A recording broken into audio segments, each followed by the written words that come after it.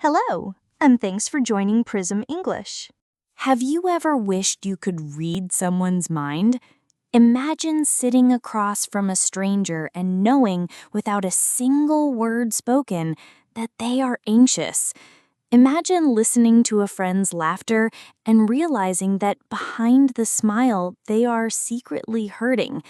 Imagine walking into a meeting and being able to sense exactly who is confident, who is nervous, and who is pretending. At first, this sounds like magic. It feels like something from a science fiction movie, a power reserved only for superheroes. But here's the truth. Reading minds is not about magic, and it is not about controlling people.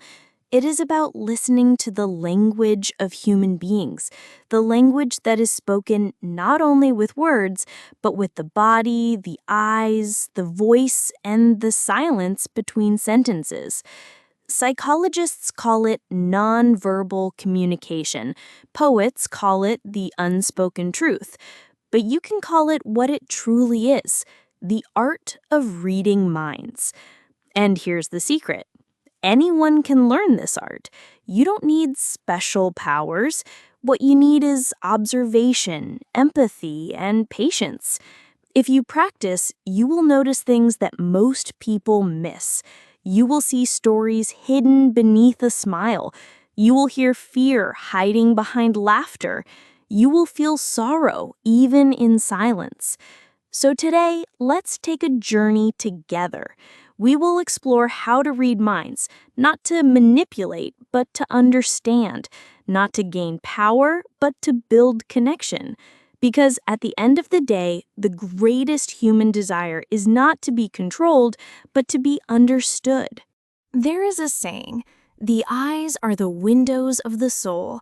Think about it.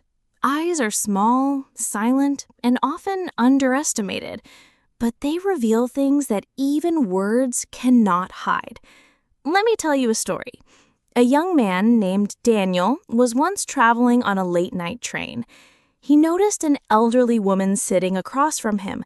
She held her purse tightly, her lips pressed into a thin line. She didn't speak, but her eyes trembled as if they carried a storm inside. Daniel realized, without a single word spoken, that she was afraid. A few minutes later, the train stopped, and she sighed in relief. That was when Daniel understood she had been afraid of missing her station, afraid of being alone in the dark. This is the power of the eyes. They whisper what the mouth refuses to say. Wide eyes often mean surprise or fear. Narrowed eyes suggest suspicion or anger. Looking away too quickly can signal guilt or discomfort. Holding eye contact usually shows confidence, or sometimes challenge. Here's a phrase you can remember. Her eyes spoke louder than her voice. For English learners, this expression is powerful. It means that emotions are so strong they are visible without words. Next time you speak to someone, don't just hear their words. Look into their eyes. Notice how they shine when they're happy, or how they dim when they're tired. You might discover that you can understand more with your eyes than with your ears. Now let's move to the body. Human beings are always speaking, even when we are silent. Every gesture, every movement, every posture tells a story. Think about a job interview. A candidate sits in front of the interviewer, he smiles, he says, "I am confident, I believe I'm the right person for this job." His words are strong, but then you notice his shoulders are stiff, his hands are hidden under the table, and his foot is tapping nervously. His body is telling a different story. I am scared. I'm not sure of myself. This is why people say, the body never lies. Here are some useful observations. Crossed arms, a defensive position, often showing discomfort or resistance. leaning forward, interest, curiosity, or engagement. Fidgeting, like tapping fingers or shaking a leg, nervousness, restlessness. Open palms, honesty, openness and trust. Turning away slightly, disinterest or avoidance. Let me share another story. A teacher once told me about a student named Anna. In class, Anna always nodded and said, "I understand," but her body betrayed her words. She leaned back, arms folded, her eyes drifting away. The teacher realized Anna didn't really understand. She was just too shy to admit it. By observing her body, the teacher could step in and help her. Here's a phrase to remember. Actions speak louder than words. In daily life, pay attention to gestures. Notice how someone sits, how they move their hands, how they walk into a room. Their body is constantly giving you clues about their inner world. The human voice is like music. It carries melody, rhythm, tone, and emotion.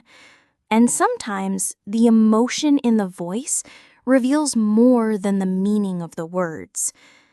Imagine this. You receive a phone call late at night. On the other end, a friend says, "I'm fine." The words are simple, but the tone, it shakes, it cracks, it rushes. In that moment, you know they are not fine. They are hurting, and they are trying to hide it. This is why we must learn to listen, not only to the words, but to the music behind the words. Here are some things you can notice. A calm, slow voice usually means confidence and peace. A trembling, uneven voice suggests fear, sadness, or anxiety. A suddenly higher pitch often shows surprise or nervousness. Pauses between words can signal hesitation or hidden feelings. Many story. A young woman named Lily once gave a speech at her graduation. Her words were perfect. She said, "I am excited about the future." But her voice cracked slightly on the word future.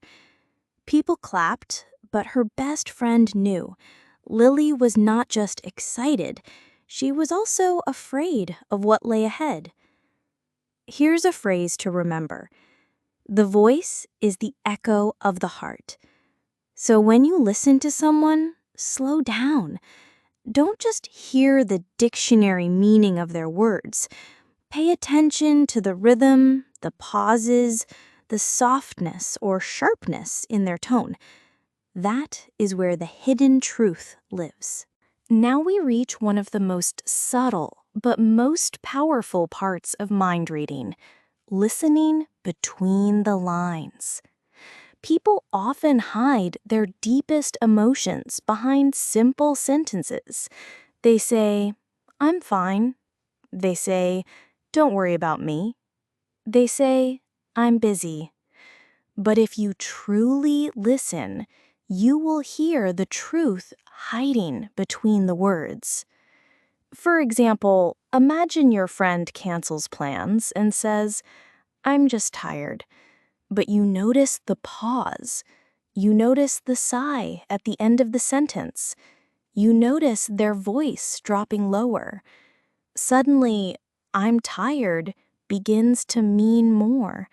It means, "I'm lonely. I'm sad. I need someone, but I don't know how to ask." Here's the key. Silence is also a message. Sometimes what people don't say is more important than what they do say. A long pause, a forced smile, an empty, "I'm fine." These are silent signals that beg to be understood. Mini story. A young boy once came home from school. His mother asked, "How was your day?" He answered quickly, "Good." But he dropped his bag a little too heavily. He avoided her eyes. He went straight to his room. His mother knew his day was not good. She knocked on his door, and slowly he began to cry. To read minds, you must train yourself to hear the hidden voices inside silence, because silence is never empty. Silence is full of meaning. Now that you know the techniques, the eyes, the body, the voice, the silence, you may ask, why should I learn this? Why should I care? The answer is simple. Reading minds is not about manipulation. It is about connection. It is about love. It is about compassion. When you notice that someone's smile is fake, you can offer real comfort. When you hear the sadness in a trembling voice, you can offer a listening ear. When you see the fear in someone's eyes, you can offer safety.